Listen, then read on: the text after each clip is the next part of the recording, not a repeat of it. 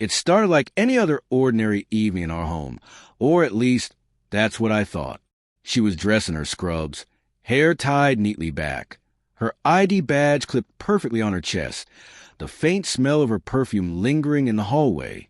"I'll be in surgery most of the night," she said casually, almost too casually, as she grabbed her keys from the bowl near the door. I didn't think twice about it. She was a nurse, after all. Late night shifts, unexpected calls, emergencies that kept her away for hours.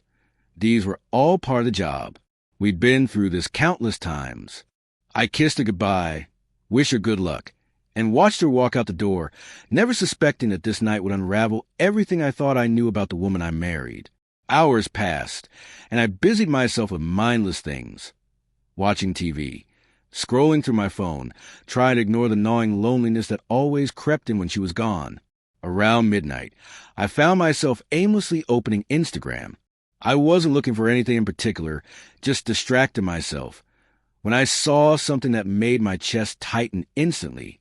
There at the very top of my feed was her profile picture in the stories section, glowing with that telltale ring, meaning she had posted something recently.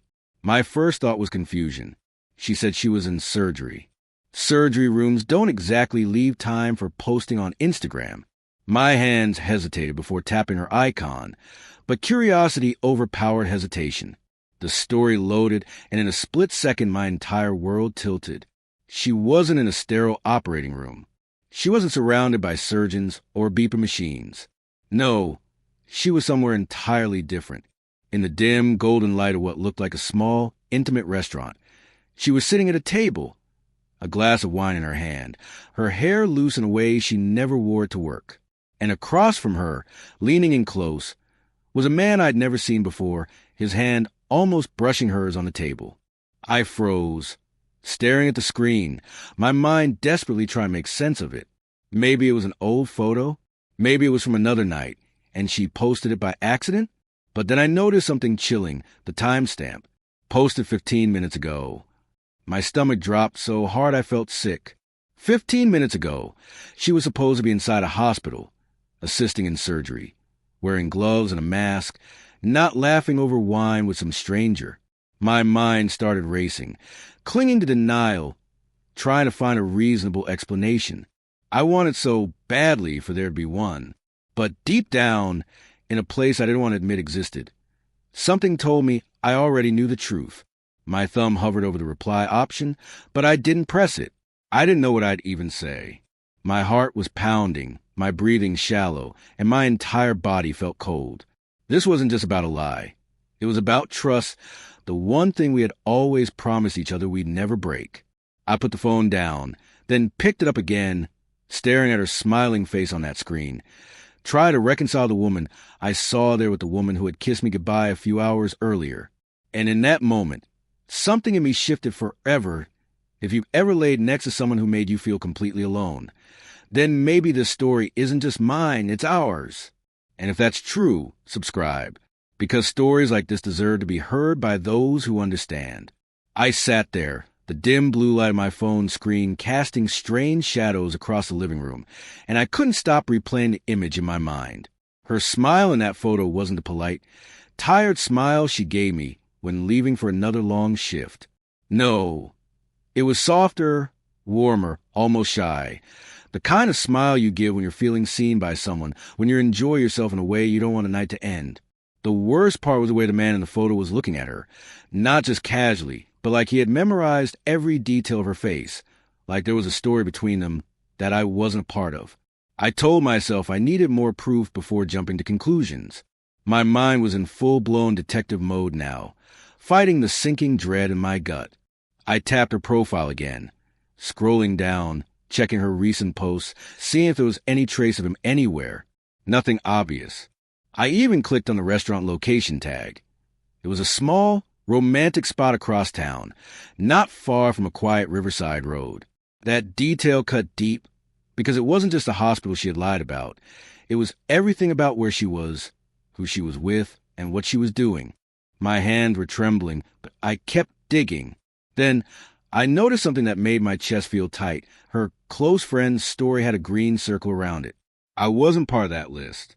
She had posted the dinner photo publicly by accident. That was the only reason I had seen it at all. My stomach twisted at the realization. How many other nights like this had happened without me knowing? I stared at the clock. 12:17 a.m. I imagined her laughing, maybe leaning across the table, maybe brushing his hand the way she used to brush mine. When we first met, every second that passed felt like another betrayal, another thread pulling loose from the fabric of our marriage. Part of me wanted to get in the car and drive there, to see it with my own eyes. But another part of me, the part that still wanted to believe her, stayed frozen. What if I was wrong? What if I walked into that restaurant and destroyed everything over a misunderstanding? But then, what if I didn't? And this moment became the start of years of quiet lies I'd never be able to prove? My chest felt tight. I knew I couldn't stay still any longer. Without realizing it, I grabbed my jacket, my keys, and my phone, and I was out the door. The cold night air hit my face like a slap, and for a brief second, I thought maybe I was overreacting. But as I drove through the empty streets, my heart pounding in my ears, I couldn't shake the image of her in that warm light, laughing with a man who wasn't it. I don't care about algorithms. I care about the people listening to this who are bleeding silently like I did. If you've ever held back tears just to protect someone who didn't protect you, subscribe. You don't have to do this alone anymore. The closer I got to the restaurant, the more my hands clenched around the steering wheel, my knuckles white, my heartbeat so loud I could almost hear it over the hum of the tires against the asphalt. Streetlights flickered overhead, each one passing like a silent countdown to whatever truth I was about to face. My mind was a storm, tossing between a desperate hope that this was some bizarre misunderstanding and the crushing weight of the possibility that my marriage was already dead. I just hadn't buried it yet. When I turned onto the narrow street where the restaurant sat, I slowed down, almost afraid to reach the end. From a distance, the place looked exactly like it did in the picture. Warm golden light spilling onto the sidewalk, the faint hum of conversation and clinking glasses drifting into the night air. I parked a little further away, not wanting to draw attention. The cold air hit me again as I stepped out, my breath visible in small clouds as I walked toward the entrance. Every step felt heavier, like my shoes were sinking into the pavement, trying to pull me back. I stopped just short of the doorway, my eyes scanning through the large front windows, searching for her face. My stomach dropped when I saw the back of her head, that familiar shape, the way her hair rested against the collar of her sweater. She was leaning slightly forward, smiling at someone across the table. And then I saw him. He wasn't wearing scrubs. He wasn't dressed like anyone who had just left a hospital. No, he was in a dark, fitted jacket, leaning back casually in his chair, watching her like she was the only person in the room. My breath caught in my throat, but I couldn't look away. She reached across the table, touching his hand for just a second. It was such a small gesture, but it said everything I had been afraid to admit. That wasn't the touch of a nurse comforting a patient. That wasn't professional. That was personal, intimate. My mind started replaying every late night, every vague explanation, every shift that ran longer than expected.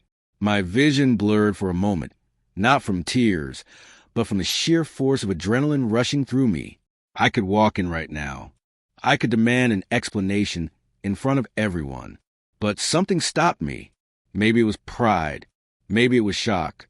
Or maybe, deep down, I already knew the explanation, and it was worse than anything she could say. My phone buzzed in my pocket. I pulled it out, and my heart nearly stopped. It was a message from her. Just finishing up here. Should be home soon. Miss you. The hypocrisy of those words burned into me. She was sitting across from him, looking into his eyes, and yet her thumbs had typed those words for me. My hand was shaking so hard, I almost dropped the phone. At that moment, I realized this wasn't just about tonight. This was about trust that had been slowly eroded for months, maybe years, until all that was left was this. Me standing outside in the cold, watching the woman I married laugh with another man. I stood there frozen for what felt like hours, the cold air biting my face while my mind battled itself. One side screaming to burst through the door and end the charade right now, the other whispering that I needed to see the whole picture before I made my move. My heart was pounding so hard it hurt, each beat echoing in my ears like the ticking of a bomb, counting down to the moment I'd explode. She laughed again, that soft, warm laugh that used to be mine, and I saw him lean in slightly, his expression shifting into something I couldn't quite read from this distance but didn't need to. I knew. Every instinct in me screamed that this was not innocent, not work-related, not some passing friendship. This was something deeper, something that had already crossed every line we had promised to never cross. I took a step back from the window, my breath quickening, my pulse hammering against my neck. I pulled my phone out again, opening our chat, scrolling back through months of messages, looking for any sign, any crack I might have missed. There they were, subtle things I had ignored, short replies where there used to be long paragraphs. Good night, sent earlier than usual. That one evening when she didn't pick up my call, and later blamed it on bad reception in the hospital. All of it lined up now like pieces of a puzzle I didn't want to solve. My chest felt tight, like there wasn't enough air in the street for me to breathe, but I forced myself to stay calm. Storming in now would only give her a reason to twist the story. I needed proof. I needed her to show me, with her own actions, what kind of person she had become. So I slipped into the shadows near the corner of the street, leaning against a cold brick wall where I could still see the door. Minutes crawled by, each one making my legs ache and my fingers numb, but I didn't move. Finally, they stood up. My stomach lurched as I watched her pick up her coat, laughing at something he had just said. He held the door open for her, his hand brushing against the small of her back, and she didn't move away. That was all I needed to see. They stepped out into the night, and instead of heading toward the hospital or her car, they began walking down the street together, side by side, close enough that their shoulders touched now and then. I followed at a distance, my footsteps light, my eyes locked on them like a predator tracking prey. The city seemed quieter than usual, as if the universe itself was holding its breath, waiting for me to discover just how deep this betrayal went.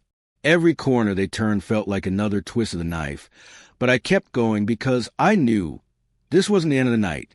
They walked without hurry, like two people who had all the time in the world, their steps perfectly in sync, and every few meters she would tilt her head toward him. Smiling in that way she used to reserve for me, that private kind of smile that told me I was her safe place, her home.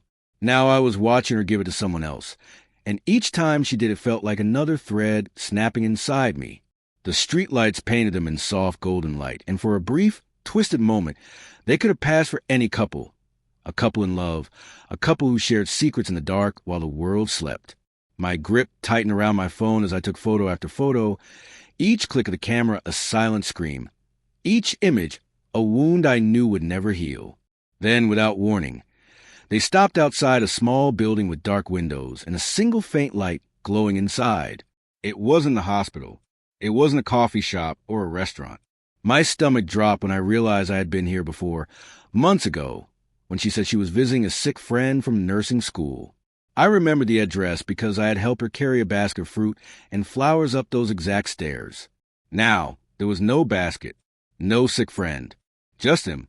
He unlocked the door with a key, like this was his place, like he had been expecting her all along. She glanced around quickly. My heart stopped when her gaze swept the street where I stood hidden in the shadows. But she didn't see me. Then she stepped inside. No hesitation. No guilt on her face. He followed, closing the door behind them, and the street went silent again, leaving me alone in the cold with my thoughts clawing at my sanity. I stared at that closed door for what felt like an eternity, every instinct in me begging to go up there, bang on it, demand answers, demand the truth. But I stayed rooted to the spot because deep down, I already knew what I'd find, and I wasn't sure I was ready to face it.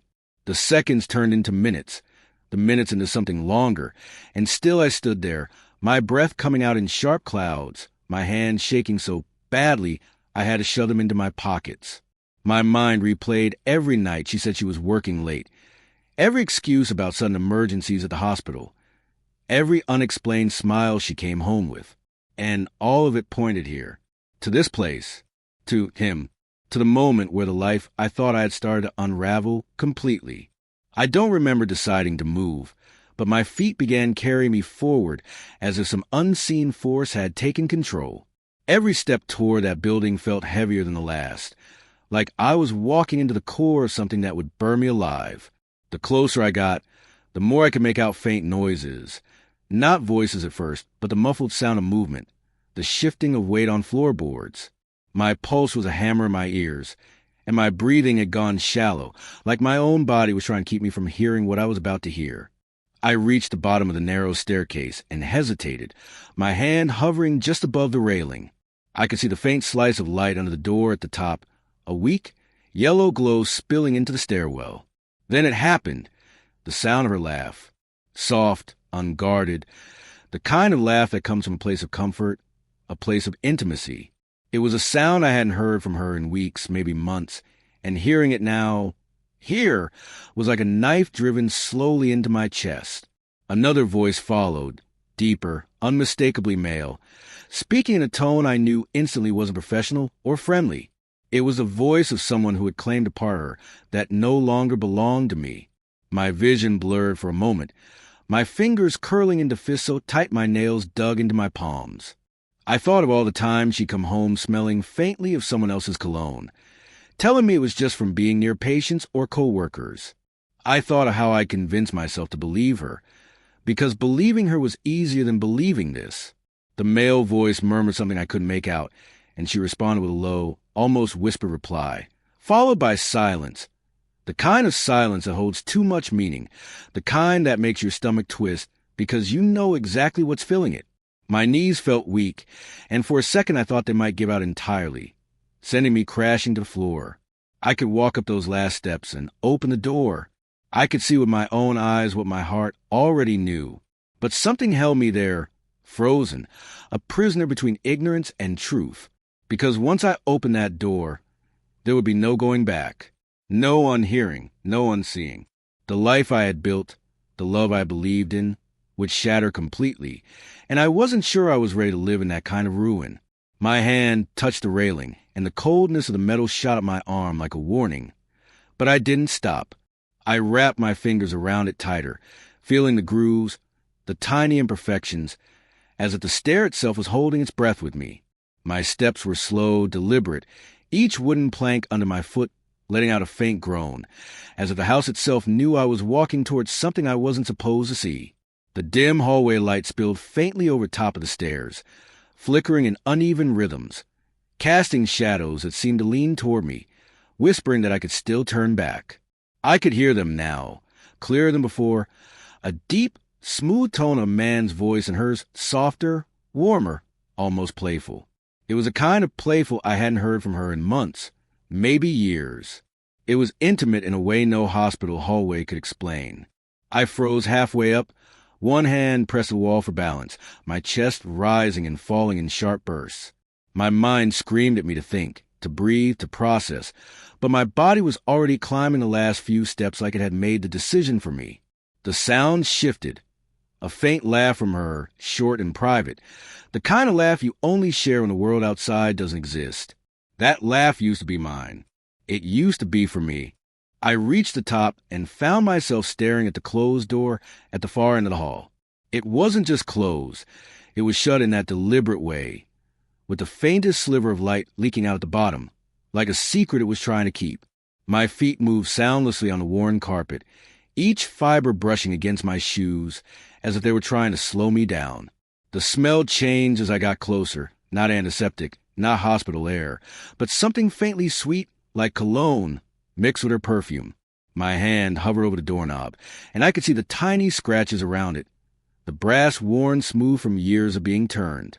My fingers were trembling, not from fear, but from something deeper, something boiling under my skin, the realization that I had already lost whatever was behind that door. I could hear the faint rustle of fabric, the creak of a mattress shifting under weight, and then his voice again, closer now, saying her name in a slow, deliberate way. She laughed in response, softer this time, but enough to slice through me like glass. My breath caught, my heart pounding so violently it felt like my ribs would splinter. My hand closed over the knob, the cold metal biting into my palm, and for a moment, I just held it there, letting the tension twist through my body. I turned it slowly, so slowly I could hear the faintest click of the mechanism releasing. The door eased open, and the light spilled over me like a spotlight, exposing every raw nerve I had left. My eyes adjusted, and there she was, sitting on the edge of a bed that wasn't ours, her scrubs slightly undone, hair falling loosely around her face in a way I hadn't seen since the early days of our marriage. She wasn't at work. She wasn't with a patient. And sitting beside her, leaning in with a kind of ease that made my stomach twist, was a man from her Instagram story. The same man whose name had been nothing but a whisper in my head until this second. His eyes met mine first, a flicker of surprise crossing his face before something else replaced it. Something smug, like he knew I wouldn't do what I was thinking of doing. She turned to look at me, her face draining of color, her lips parting as if words might come, but nothing did. For a moment, the room was dead silent except for the faint hum of a heater in the corner. My hands clenched at my sides, my nails digging into my skin. I thought I'd shout, demand answers, rip apart the illusion she had built. But I didn't. I just stood there, feeling the silence stretch and twist until it was almost unbearable. In that moment, I understood something terrifying. I wasn't a man I had been when I walked up those stairs. That man was gone. And what stood there now was someone who knew that after this night, nothing in his life would ever be the same again. If this sounds like your life, stop pretending you're fine. Stop hiding it like I did. Subscribe, not for me, but for every person who thought they were crazy, until the truth finally shattered them. You're safe here. We see you. I didn't move, not because I couldn't, but because I needed that one extra second to burn this image into my memory. Her, sitting there in half-unbuttoned scrubs, the weight of guilt pulling at her shoulders, and him close enough that the space between them felt like a deliberate betrayal. My ears picked up everything. The faint ticking of a clock on the nightstand, the slow, rhythmic hum of the heater, the uneven breaths she was taking as if each one might be her last before the truth came crashing down. My own breathing was shallow, almost silent, and my fingers curled tighter into fists until I could feel my pulse in them. I scanned the room, every detail a piece of evidence I didn't want but couldn't ignore. A half-empty glass of wine on the dresser, a jacket that wasn't mine thrown carelessly over a chair, at her phone, face down, on the bed beside her, as if hiding from me the same way she had been hiding for months. My eyes caught his hand, resting on the mattress, close enough to touch her if he wanted to, and I realized he wasn't moving away. He wasn't afraid. He was testing me, watching to see if I'd explode or crumble. She finally spoke, her voice small, fragile, and so unlike the confident tone she used at home or in the hospital. "It's not what it looks like," she whispered, and the absurdity of those words almost made me laugh. A sharp, humorless sound that stayed locked in my throat. I stepped inside, closing the door behind me, not to protect them, but to trap this moment in a space where no one else could see the version of me that was about to emerge. The air felt heavier in here, thick enough that I had to force each breath. My heart wasn't racing anymore. It had settled into a steady, dangerous rhythm, the kind that comes before something irreversible. He leaned back slightly, his eyes never leaving mine, as if daring me to make the next move. I didn't take my eyes off her. "Tell me," I said, my voice low, steady, but carrying a weight that made her flinch. "Where's the patient? Where's the surgery you were supposed to be in?" Her lips trembled, but she didn't answer. The silence between us was so sharp it felt like a blade against my skin. I could see her searching for an excuse, something to patch the hole in her story, but every second that passed made it more obvious that the truth wasn't going to save her. I walked closer, my shoes pressing into the carpet, each step a slow countdown to whatever this was going to become. Her eyes darted to her phone, then back to me, and I knew, without her saying a single word, that the messages on that screen would tell me more than she ever could. I reached for it, but her hand shot out, not in anger, but in desperation, like grabbing that phone was the only thing that might keep the rest of her life from collapsing. Our hands touched for the briefest moment, and I felt the cold sweat on her skin, the trembling that betrayed her. I didn't pull away. I just stared at her, holding her there, not physically, but with the weight of everything I now knew. And then it hit me. The betrayal wasn't just in the smell on her clothes or the man beside her or the lies about where she was. It was in the ease with which she had let me believe a version of her that no longer existed. That realization was heavier than rage, heavier than heartbreak. It was final, and as I straightened up and stepped back, I understood that I wasn't about to lose her. I had already lost her a long time ago. I just hadn't seen it until now you've come this far. That means something. You felt this. You lived it. Maybe not this exact story, but your own version of it. So if you're still here, still breathing under the weight of something they'll never apologize for, hit subscribe. Because no one should walk through this kind of betrayal alone. And if no one else says it, I will. I'm glad you're still here.